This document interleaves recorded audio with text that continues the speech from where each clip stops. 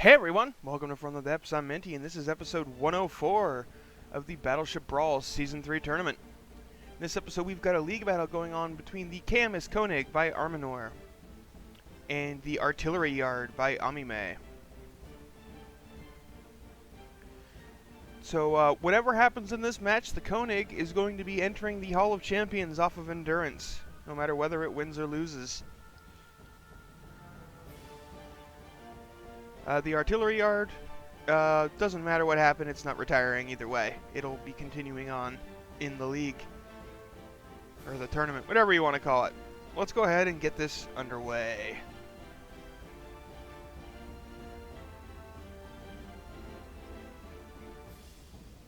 Konig turning, a bit more sluggish than some of the other battleships we've seen, but it's kind of big. It is one of the bigger ships we've got on the field, if not the biggest. So it's not surprising that it's a little. I mean, it's not slow. It's just it doesn't turn like a lot of the other ships do, and it seems to be taking the barrage from the Artillery Yard rather well.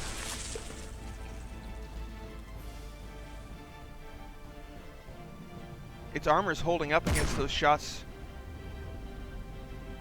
with, honestly, minimal damage.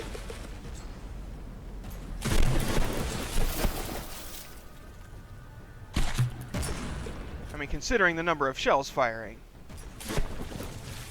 Ooh, that turret in the back there just took a direct hit to the armor, and it was enough to get in there and do some damage.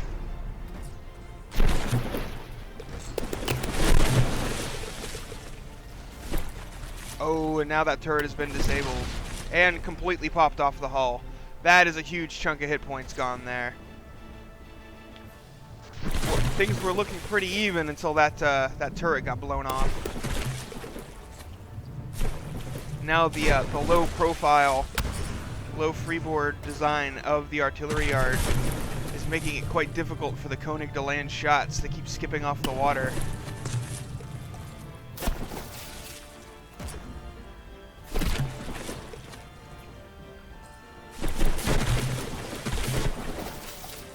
Now suddenly the Konig is doing it, like its armor held up pretty well at first.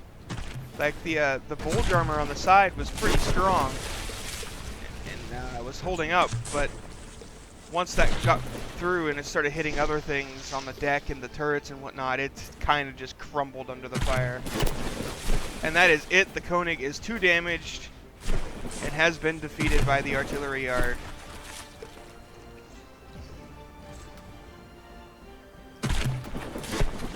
Yep, there it goes.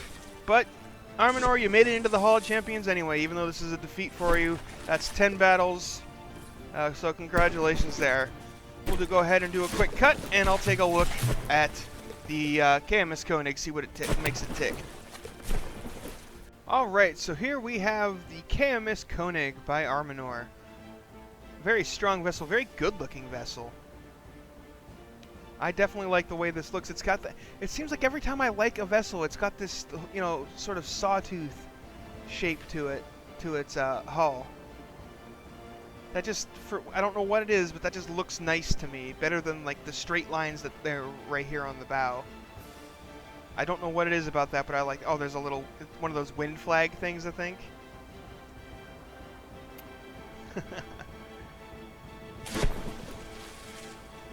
There's probably a name for this sort of thing right here, but I don't really know what it would be, if there even is one.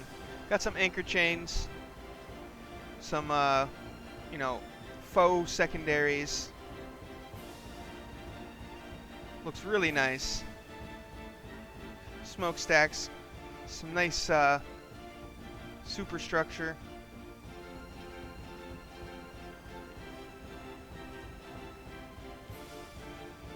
Yeah, so it's a very good looking ship overall.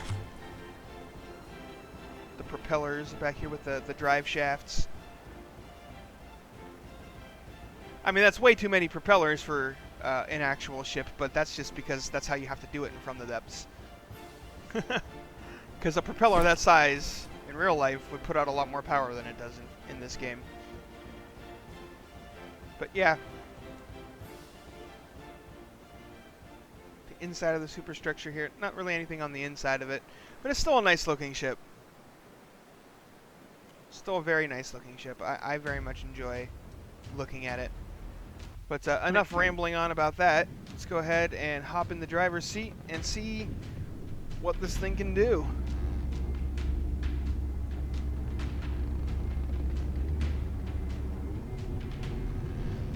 It's definitely not a slow, well, it's a little on the slow side. It's not fast, but it's not slow. It's below average in speed as far as because the speed limit's nearly double. You know, it's 22 meters per second. It's going 13, so a little less than double what this thing is actually doing. But for its size, you know, that's pretty fast. Let's go ahead and check out the turning radius here, which is a little bit on the sluggish side. You can see it's kind of sliding because it only has rear propeller or rear rudders, I think. So it's not the fastest turning radius, especially considering its speed. It's not the fastest ship, and slower speeds means tighter radiuses.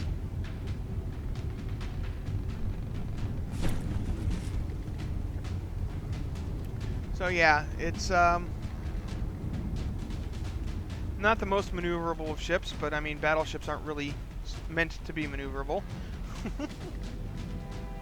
One thing it definitely had, though, what we're going to look at next is, whoops, wrong button, is the armor. This thing took a surprising amount of hits to the side from the from its last opponent, the artillery yard. Oh, and here's why. It's all spaced armor on the outside. There's not actual armor. I thought it was armor, but nope, it's just there's a huge space in here, so there's not any blocks to destroy when a shell hits on the outside and detonates. And that explains why it seemed to suddenly fall apart after taking more than a couple of hits, because the blocks just started blowing away, and there was nothing inside. Okay, what about but you get into the Citadel armor, and it's one metal, a stone, and another metal. Oh, and the turrets have, although that heavy armor's on the turret itself. Okay. So that's not going to provide any armor stacking bonuses. So this is actually pretty thinly armored. But since it does have all of this space, let's see, it's 1, 2, 3, 4, 5, 6, 7, 8 meters of space. Most shells are going to hit in here, and then they're going to end up detonating somewhere in this compartment, which makes the explosion then have to go through a metal, a stone, and another metal, which, since they're stacked lengthwise like this, they get hit 4 times.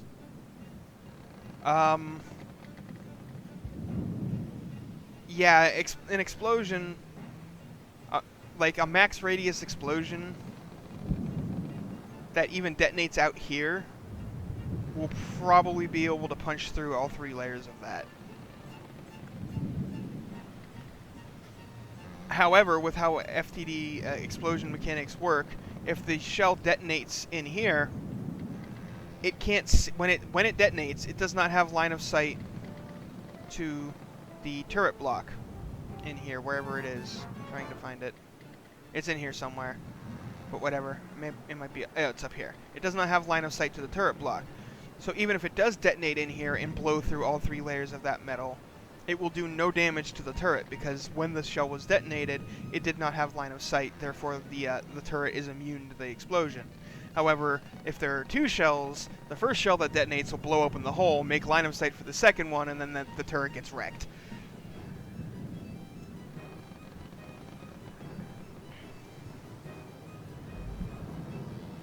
But yeah, let's see if there's anything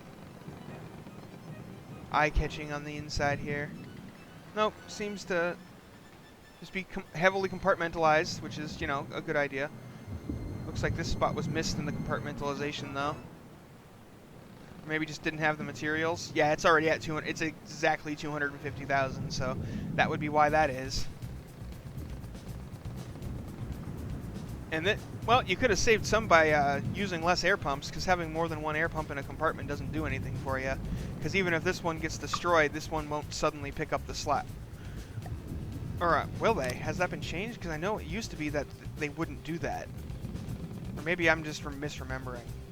But even so, I don't feel, because if this air pump, like, the chances are both of these air pumps, if a shell blows up one of them, it's going to blow up both of them. So there's no real need to have two in a compartment.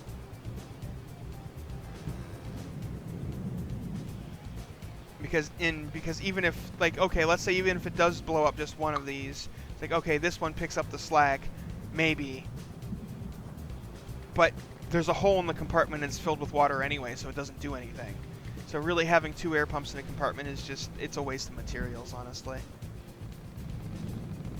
Unless it's a huge compartment.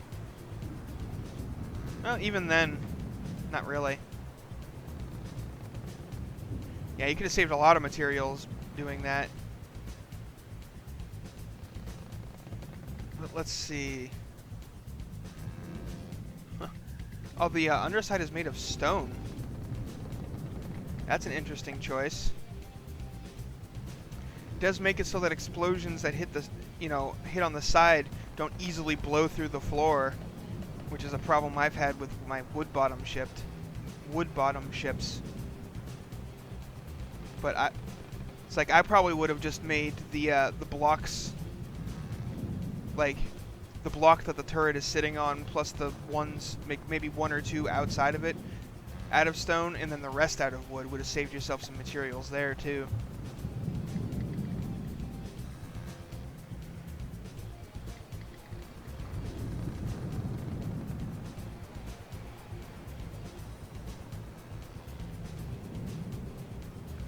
But yeah, that seems to be. Oh wait, the weapons. Duh! I still need to do the weapons. Okay, I'm gonna have to. We'll do a save. Go ahead, and it's 24,545 materials for one of these guns. And then we'll go over here. Load in the weapon test platform of mine. Delete the turret that's sitting on there. And then plop this turret in. Or not, because, oh right, because there's a block. It's actually resting up on a block like that. It's interesting because this is actually armored, like the turret itself is armored. But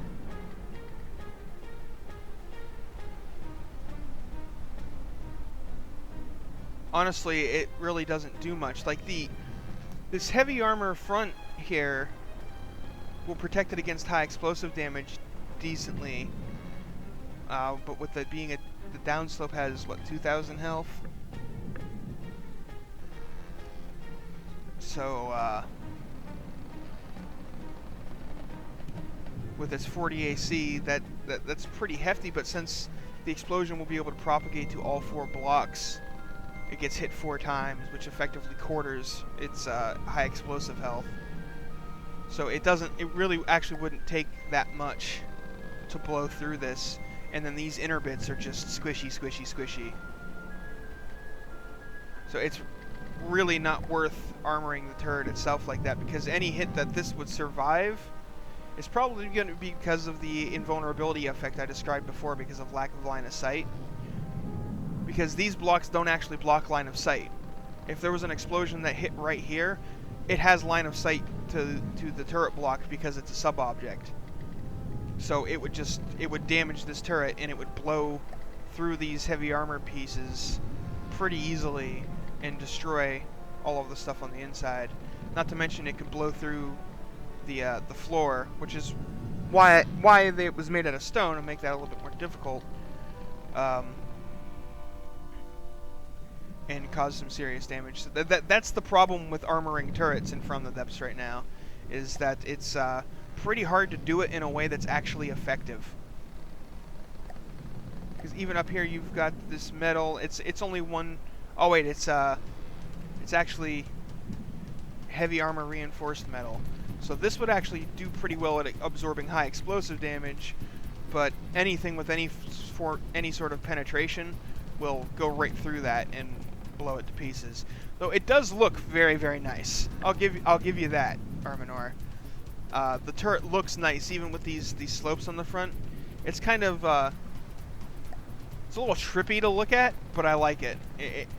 The turret definitely looks nice, even though this armoring isn't like it's a good effort, but it wouldn't really.